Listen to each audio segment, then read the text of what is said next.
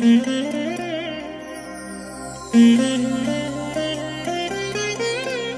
దినం పరము నుండి దిగివచ్చు మాట.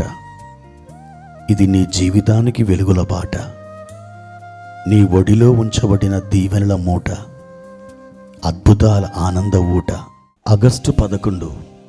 సంవత్సరమంతా మీరు బైబిల్ చదివి ముగించడానికి ఈరోజు మీరు చదవలసిన లేఖన భాగము ఉదయం 81, 82 మరియు 83 కీర్తనలు, సాయంత్రం రోమాపత్రిక 11వ అధ్యాయము 19 నుండి 36 వరకు. ప్రభునందు నాకు అత్యంత ప్రియమైన దేవుని బిడ్డలారా, ప్రభు యొక్క కృప మీకు తోడైయుండునుగాక.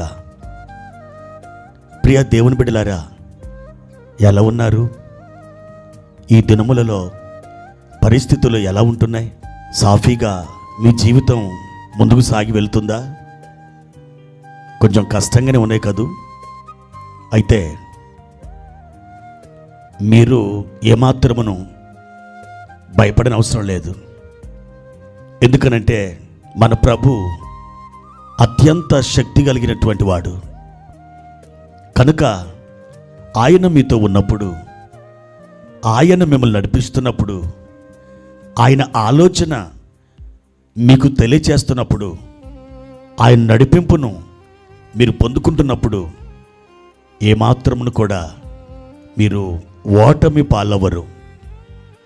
అపజయం మీ దరిని చేరనే చేరదు.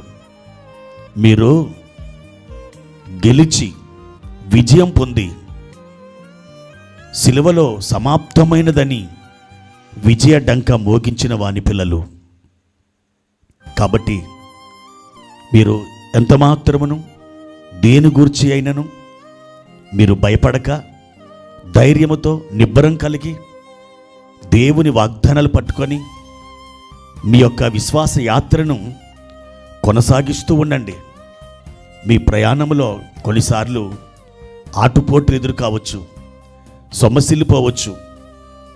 పక్షిరాజు వలె రెక్కలు చాపి మన మీద అల్లాడే ఆ ప్రభు తప్పకుండా మిమ్మల్ని ఆయన ఆదుకుంటాడు. ఆయన మిమ్మల్ని బలపరుస్తాడు. ప్రియ దేవుని బిడ్డలారా, ఈ ఉదయకాల సమయంలో ప్రభువారిచ్చిన వాక్య భాగాన్ని చదువుకుందాం. అపోస్తుల కార్యములు 13వ అధ్యాయము 16, 17 వచనాలు. అప్పుడు పౌలు నిలవబడి చేసైగ చేసి ఇట్లనెను, ఇశ్రాయేలీలారా, దేవునికి భయపడువారులారా, వినుడి. ఇశ్రాయేలును ఈ ప్రజల దేవుడు మన పితరులను ఏర్పరచుకొని వారు ఐగుప్తు దేశమందు పరదేశులై ఉన్నప్పుడు ఆ ప్రజలను హెచ్చించి తన భుజ బలము చేత వారిని అక్కడి నుండి తీసుకుని వచ్చెను.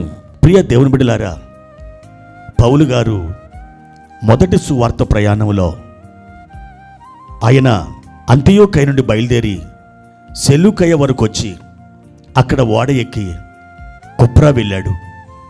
ఆ కుప్రాలో సలమి, పాఫు అనే ప్రాంతాల్లో సంచరించాడు. అక్కడ పరిచర్య జరిగింది. ఒక వ్యక్తి పట్టబడ్డాడు. అతని పేరు సెర్గి పౌలు. అతడు పౌలు గారి ద్వారా జరిగిన సూచక్రియను చూచి ఆశ్చర్యపోయాడు. అక్కడి నుండి వారు పంపూలియాలో ఉన్న పెర్గెకు వచ్చారు. ఆ పెర్గే నుండి బయలుదేరి పిసిదియాలో ఉన్న అంతియోకయ వరకు వచ్చారు. ఆ అంతియోకయ సమాజ మందిరములో పౌలు గారు ప్రవేశించి, తనతో పాటు బర్నబా గారు కూడా ఉన్నారు. ఆ సమాజ మందిరపు అధికారులు పౌలుకి వాక్యం చెప్పడానికి అవకాశం ఇచ్చారు. అప్పుడు పౌలు లేచి నిలబడి ఈ మాటలు ప్రకటిస్తున్నాడు. ఇశ్రాయేలీలారా, దేవునికి భయపడువారులారా అంటూ తన యొక్క ప్రసంగాన్ని ప్రారంభించాడు. అలా చెబుతూ మన పితరులను దేవుడు ఎన్నుకున్నాడు. ఐగుప్తు దేశంలో వారు విస్తరించారు. వారిని తన భుజ బలము చేత ఇక్కడికి ఆయన తీసుకుని వచ్చాడు. ఇలా ప్రసంగాన్ని ప్రారంభించినటువంటి పౌలు గారు ఇశ్రాయేలీల చరిత్రని మొదట వారికి జ్ఞాపకం చేస్తున్నాడు. అయితే ఈ ఉదయకాల సమయంలో ప్రభువారు మీతో ఒక మాట చెప్తున్నారు. తన భుజ బలము చేత వారిని ఐగుప్తు నుండి ఆయన తోడుకొని వచ్చి ఇక్కడ వారిని నాటాడట. దేవుని బిడ్డలారా, తన భుజ బలము చేత అంటే కొన్ని తర్జుమాలలో తన హస్త బలము చేత అని వ్రాయబడి ఉంది. అవును, ఇశ్రాయేలు ప్రజల్ని కఠినమైన రెండంతల ఇనుప కొలిమి గల ఐగుప్తు దేశములో నుండి తన బాహుబలము చేత నడిపించినటువంటి దేవుడు మనుష్యుల దృష్టికి ఆ కార్యం అసంభవం, అసాధ్యం అయినప్పటికీ దేవుడు తన భుజ బలము చేత వారిని అక్కడ నుండి తీసుకుని వచ్చి ఇక్కడ ప్రవేశపెట్టాడు. ఒకసారి ఆ మాటను మీరు గ్రహించగలిగినట్టయితే కఠినుడైనటువంటి ఆ ఫరో యొక్క కబంధ హస్తాల నుండి వారిని విడిపించడానికి, ఆ దేశములో ఉన్న అధికారుల హస్త బలం నుండి వారిని యువతలకు తోడుకొని రావడానికి ఆయన ఎన్నో ఎన్నో అద్భుతాలు చేశాడు. ఐగుప్తీయులని బహుశ్రమల పాలు చేశాడు.